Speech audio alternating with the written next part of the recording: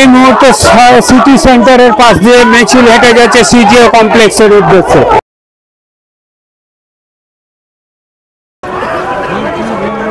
কেন কলকাতা পুলিশের ডগ স্কোয়াডকে না পাঠিয়ে মমতা ব্যানার্জি তার পোষা কুকুরদের পাঠালেন ওখানে সবচেয়ে ধামা চাপাতে রাখেন? আজকে বীরভূমে তৃণমূলের অফিস ভাঙছে, আর কসবায় তৃণমূলের কাউন্সিলরকে খুন করার জন্য আরো তৃণমূলের নেতারা সুপারিশ দিচ্ছে। এইখানে বিজেপি আর তৃণমূল, মোদী আর মমতা আর দুনিয়া জোড়া দুষ্কৃতিকারী আর দুর্নীতির পেছনটা এক জায়গায় বাঁধা আছে। আমরা এখানে এসেছি ওই পেছনটাকে আলগা করতে হবে। সব সময় লাল কাঙ্গা মানুষ সিবিআই এর সামনে এসে প্রতিবাদ করবে, আর সব সময় দক্ষিণপন্থী মানুষ সিবিআই ভেতরে গিয়ে দল বদলের সিদ্ধান্ত নেবে। শুধু এক তলায় হাঁটাহাঁটি করতে হবে না, দরকার পড়লে 14 তলা পর্যন্ত যেতে হবে, কিন্তু টেনে হিঁচড়ে সত্যটাকে বার করতে হবে। এই সিবিআই কাছে আমি আশা করবো যে আদানি ব্যাপারে তদন্ত করবে।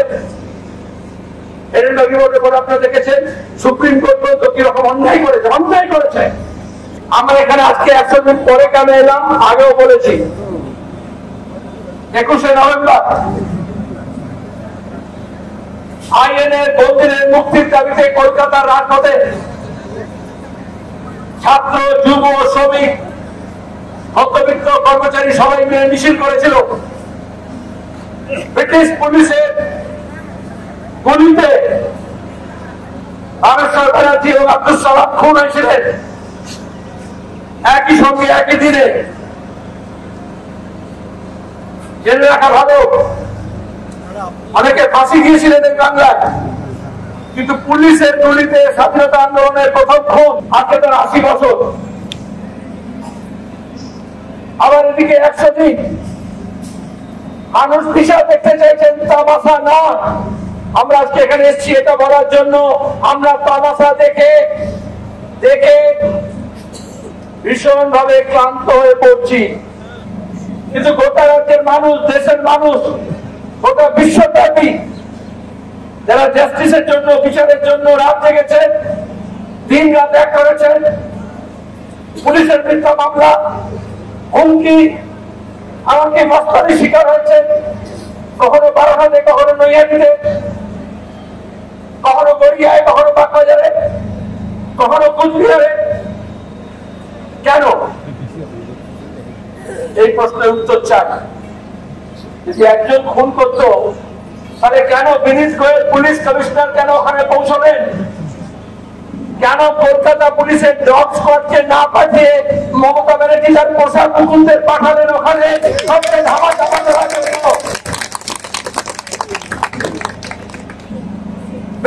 দাঙ্গা হচ্ছে, এই রাজ্যের পুলিশ দাঙ্গা চাপার মুরত নেই, কিন্তু আন্দোলন আটকায়। রাত্রি করে পরে 2.5 ঘন্টার বেশি ধর্ষণ হয়েছে জয়নগর থেকে জয়গা।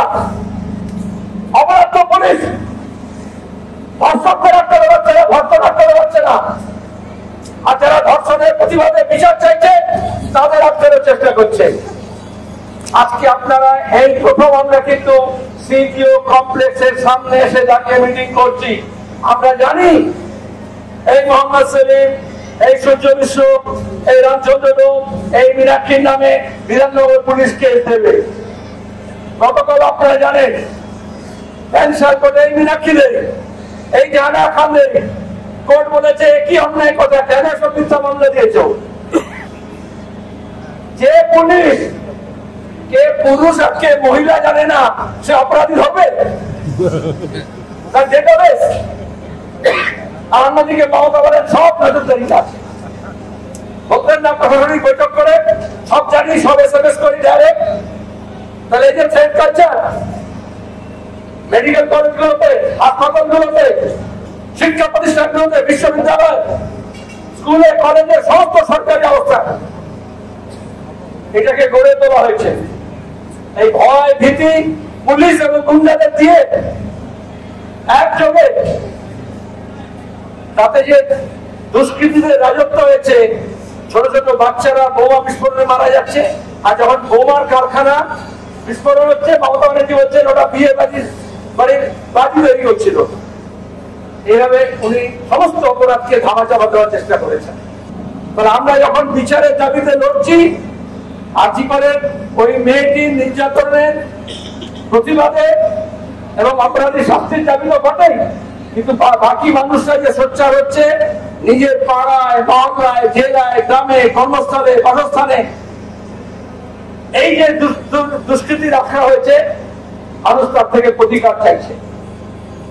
আর এই দুর্নীতি করা হয়েছে, দুষ্কৃতি নির্ধারিত করা হয়েছে, কারণ তার আড়ালে দুর্নীতি হচ্ছে, সব রকমের দুর্নীতি।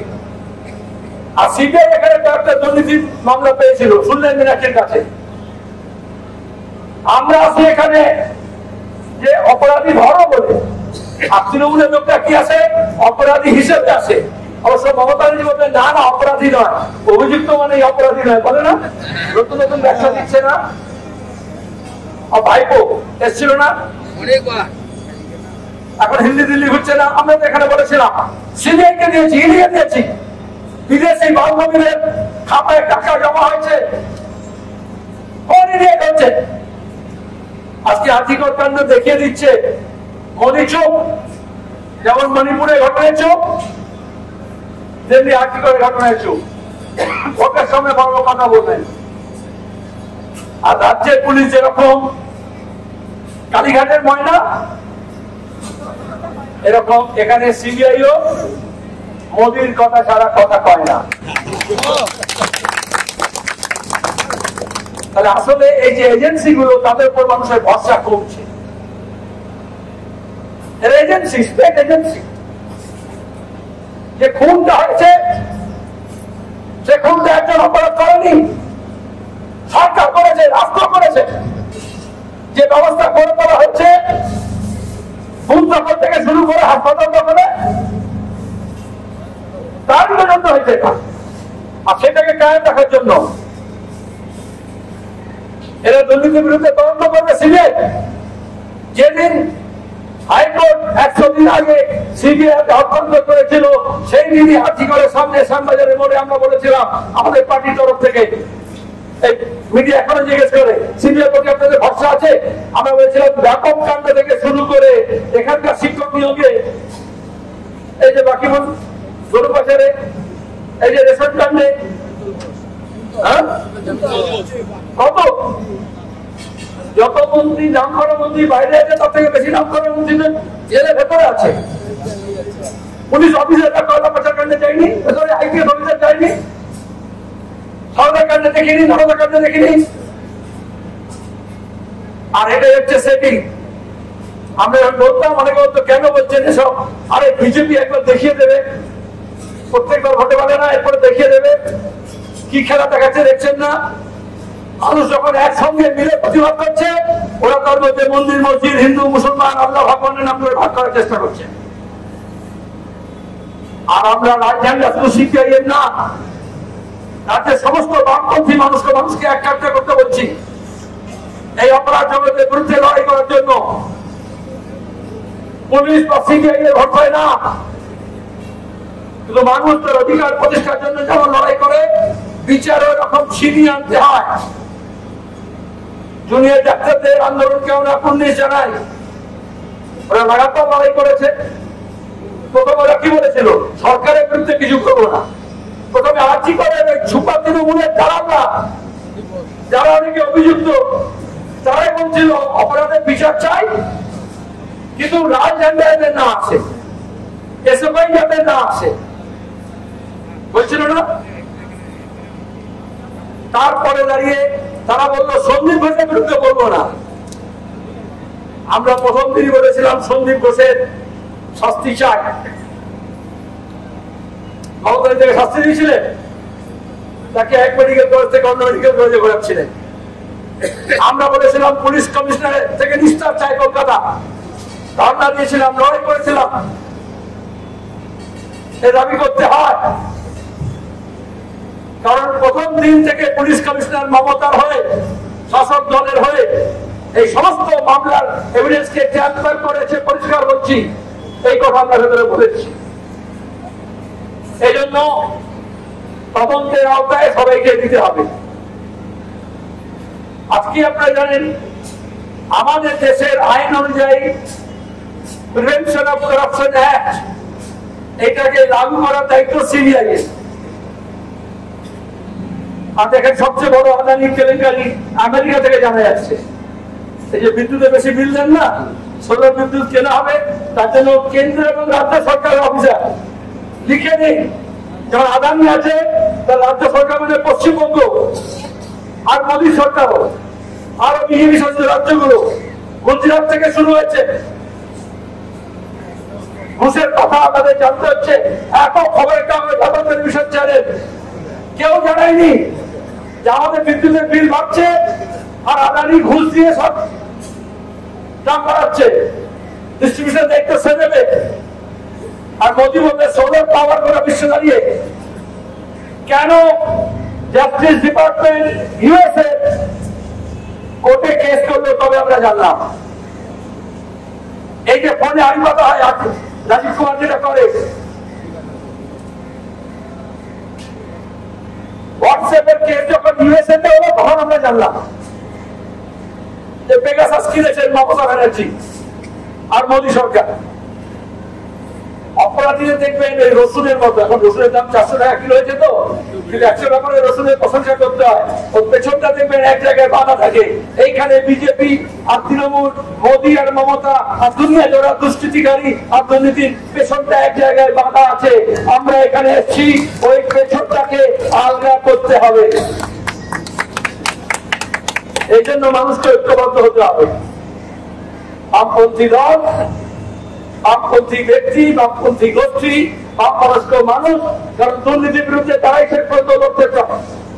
সব সময় লাল ঝান্ডার মানুষ সিবিআই এর সামনে এসে প্রতিবাদ করবে, আর সব সময় দক্ষিণপন্থী মানুষ সিবিআই এর ভেতরে গিয়ে দল বদলের সিদ্ধান্ত নেবে।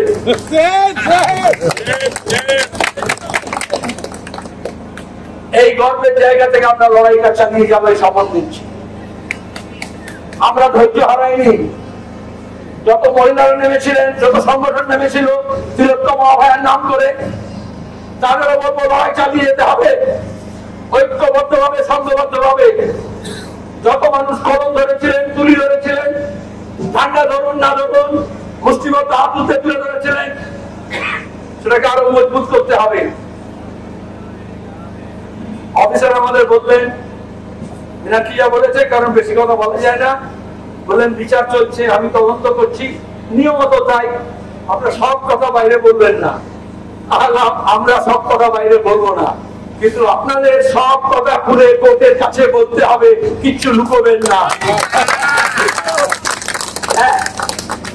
আমরা বললাম তৎপরতা দেখাবেন। 3 আমাদের যে আইনজীবী গেছে সঙ্গে সংযুক্তা বললো, আপনাদের উকিল যাতে কোনোদিন কোর্টে গিয়ে তারিখ পে তারিখ না চায়।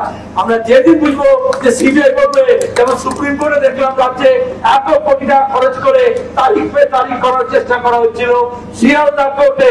দরকার হলে আমরা শিয়ালদা কোর্টের সামনে জমায়েত করব,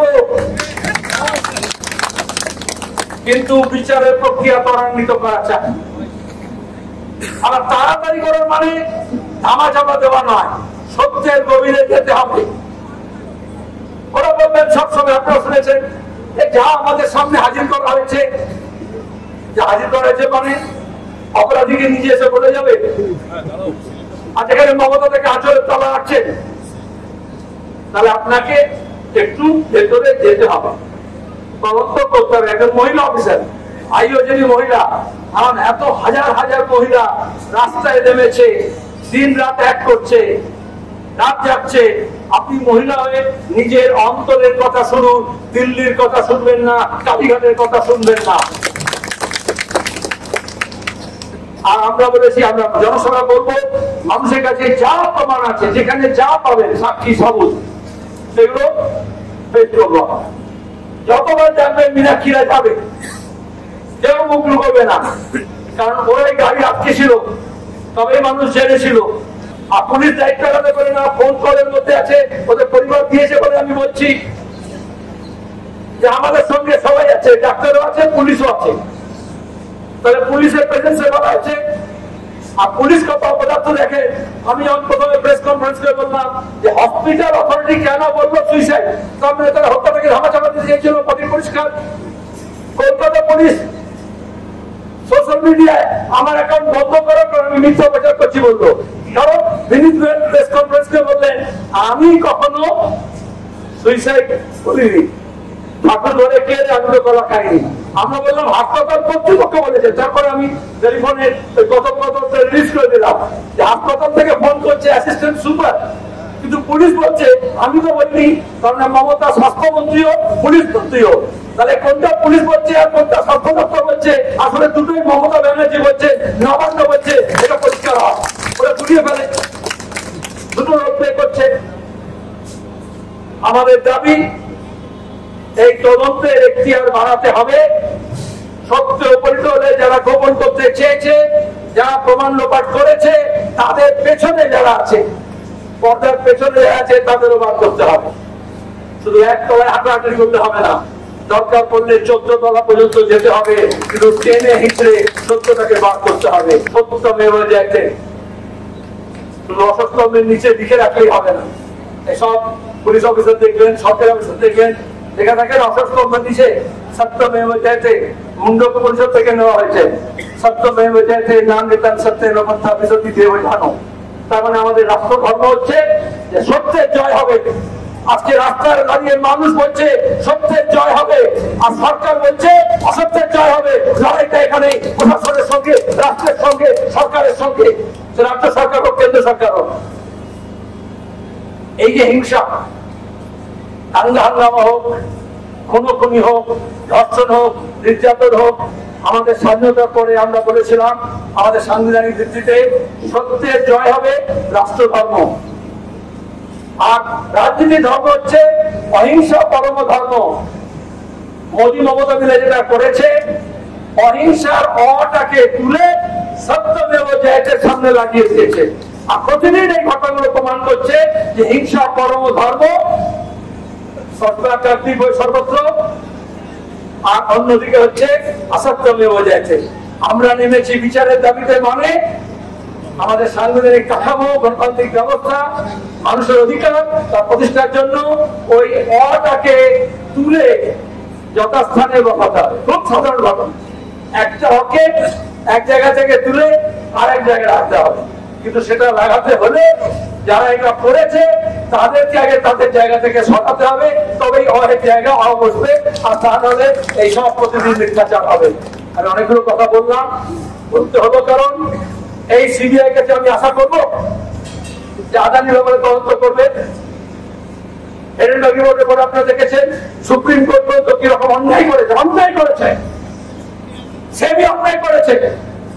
আজকে গোটা বিশ্ব বলছে আদানি চোর, ঘুষ দিয়েছে, রাজ্য এবং কেন্দ্র সরকার অফিসারকে দিতে চেয়েছে, প্রমাণ এসছে 2000 কোটি টাকা। অথচ আমাদের দেশে, আমাদের রাজ্যে মোদী আর মমতা সুখে আছে, কারণ আদানি এক হাত মোদী ধরেছে আর এক হাত আদানি ধরেছে।